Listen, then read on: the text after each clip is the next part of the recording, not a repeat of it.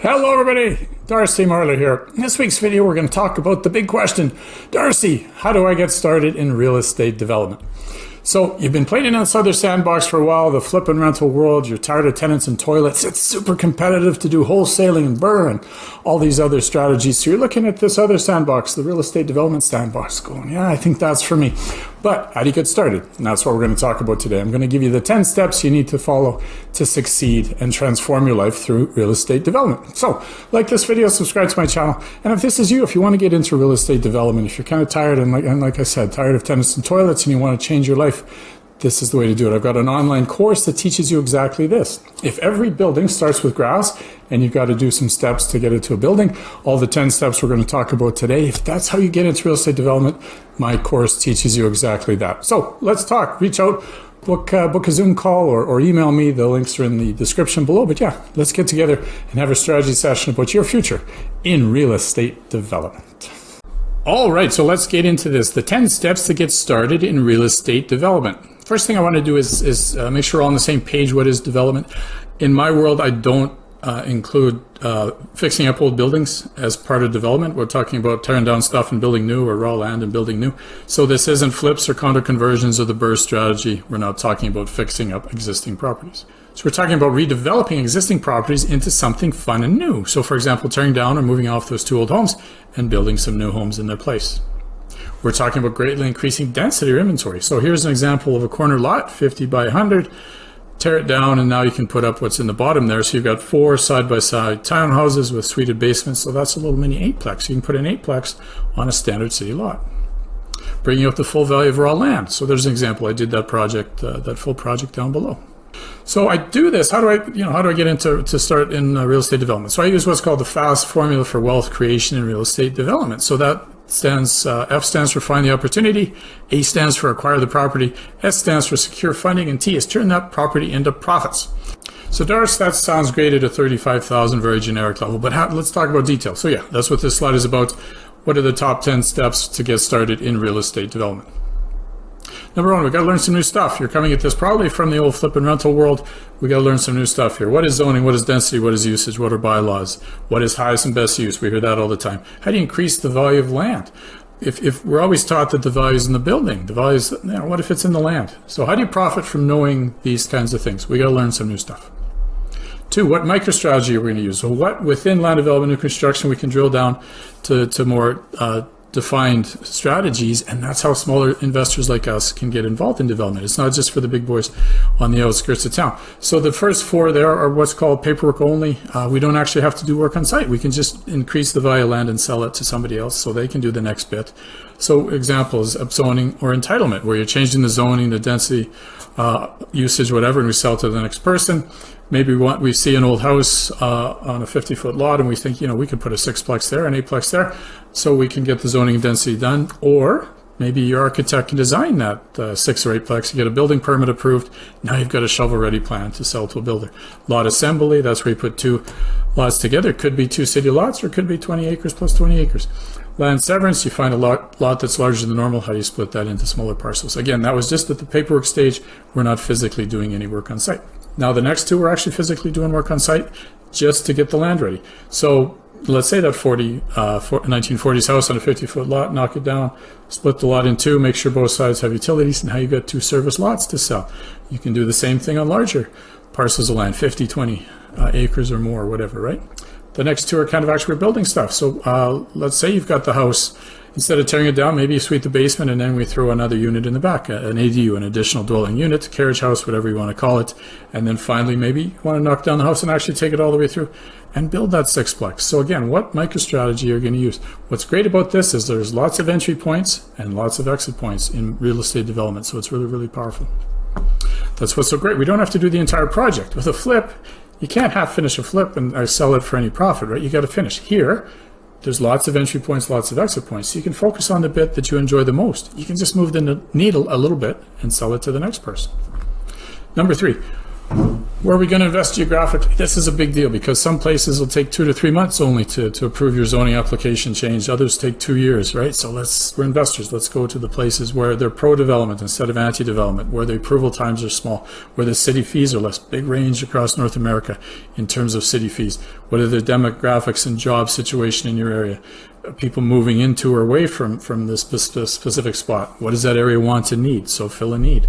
And then we're going to become a neighborhood expert. So basically we're starting at the top. What is the state or province that we're going to invest in? Lots of opportunities for cities. Which city we're going to focus on? And then we drill down to specific communities to become a community expert. So now we get back to the FAST formula. So F stands for find and analyze potential opportunities. Step 4. So your microstrategy is going to affect how you search, right? So basically your microstrategy, you're going to be looking for land or parcels of land in specific condition. We're going to buy it here and we're going to value add and we're going to sell it here. Or we're going to buy it here, value add, and sell it there. So how you, your microstrategy is going to affect how you search and find stuff. What's the current zoning on the parcel? What is realistically can we change that to? How do we change this to highest and best use and profit from that? Are the redevelopment plans? So basically that's arbitrage. Zoning maps will tell you what the current zoning situation is. These redevelopment plans or growth plans will tell you what the city wants to see so we can see into the future. Very powerful stuff. Here's also where we start to put together a high-level budget to see if the numbers work. Step 5. A is acquire the property if things look favorable. So we don't need to buy the property necessarily. We can just control it during the permitting phase. Can you potentially partner with the seller? A lot more opportunities to do this here. I teach 11 different ways to partner with the seller potentially rather than the flip and rental world where we don't have many options for that. Put together high-level site plans, renderings, floor plans, and now you've got something to show. You can show your vision. So here's what I see. You go talk to the community, city, potential lenders, other partners, builders, this kind of stuff. And now we can start to get more detailed estimates of revenue and cost because people can actually see and they can start to measure things. 6, secure funding. S for secure funding. So typically in construction, we can get 70 to 75% typically. For a construction project, 75% of a loan for that. So that includes the land costs, the soft costs, the hard costs. Soft costs are anything to do with paper, the blueprints, the city fees, environmental reports, that kind of stuff. And the hard costs are anything we physically spend on site to build it. So typically we need 25 to 30%. How do we come up with that? Well, again, can you partner with the seller? If you partner with the seller, we don't need to buy the old house or that 20-acre parcel, right? So that's a great way to do it. You don't necessarily need the JV partner. Everything we're still taught in the old flip and rental world still works. We can get a JV partner, equity partners, friends and family, business associates, accredited investors. That all works the same. Private hard money lenders. So basically lots of different ways, and we teach this in the course, how to get that 25 to 30% deposit. Can you be creative and reduce the amount of cash you need? A couple of months ago in this YouTube video series, I did a video specifically on that, how to you've got a $5 million land development project. How do we bring that down so we don't need that much cash? 7, get permits and entitlements. So here's, up to, we're putting our team together, architect, civil engineer, planner, a realtor. Maybe the realtor that helps you find the land isn't going to be the realtor that helps you sell. Attorney, accountant, like always, mortgage broker. I really think that everybody should have a mortgage broker that really gets this world, a specialized mortgage broker in the development world. I find development to be a great return on time because unlike flips and rentals, in flips and rentals, you're busy once you get the keys and we got to renovate the place, right? Here you're busy up front, finding the right geography, putting the deal together, all that. At this point, we're kind of handing it off to our team. It's your architect or engineer or whatever that's going to do the back and forth with the city. If you're doing a microstrategy where you're physically doing work on site, your team's going to do that too. So a great return on time because your team is going to do most of the work because it's mostly out of your control anyway. At this point, we're going to spend the soft cost budget. We're going to further refine and define the revenue and the costs. And that when we're done, we're going to put the project out for tender with developers and or builders. 8, physical construction. This is where you actually get to start to work on site. Up till now, it's all been theory. Meeting with civil engineers and planners and going back and forth with the city, it's been theory. Now it's real. You get to actually go out and start to do some work on site, which is really cool. So the great thing about development, you get to deal with new, you get to be creative, no more tenants and toilets, renovating old buildings. You're not limited to 7-foot ceilings and small rooms. You're going to knock down that old house and build new. So this is really exciting. So you've got the option of just doing the horizontal bit, which is, the roads, the sidewalks, underground utilities, or the vertical part where you're actually building the building itself. So this is where we spend the hard cost budget. And again, highly recommend delegating all of this to professionals. Don't be your own on-site supervisor like I was for years. 9, T in the FAST system, turn this property into profit. So here's where we're doing the marketing and the exit. So what is the exit? That's the great thing about it. There's so many exit points. You can build that 6-plex or that 8-plex, refinance, and then hold it as part of your portfolio. You can build it and sell as individual condo units. You can build and sell as one building to another investor, as a rental apartment building. But there's multiple exit points before that too. We could have just changed the zoning density and sold. We could have, like I said, got the building permits together and sold. Maybe we assembled some lots and sold that. Maybe you just do all the horizontal work, put the pipe in the ground, create service lots, and then sell that. Lots of entry and exit points, which makes development really, really, really cool. And finally, 10, repeat, repeat, repeat. So tweak what didn't work. Maybe there's a problem with the blueprints. Maybe one of the team members and you didn't get along so great. Maybe the area could be better. So tweak that, then find another lot that works. Do it again. Lather, rinse, repeat. The key to all this, though, is education. Remember, the skills that got you here, probably flips and rentals, won't get you that next level. We need to learn some new stuff. So that's why I put together this residential real estate development as a profitable investment online course. It's truly the only real course out there like this. It's an awesome course.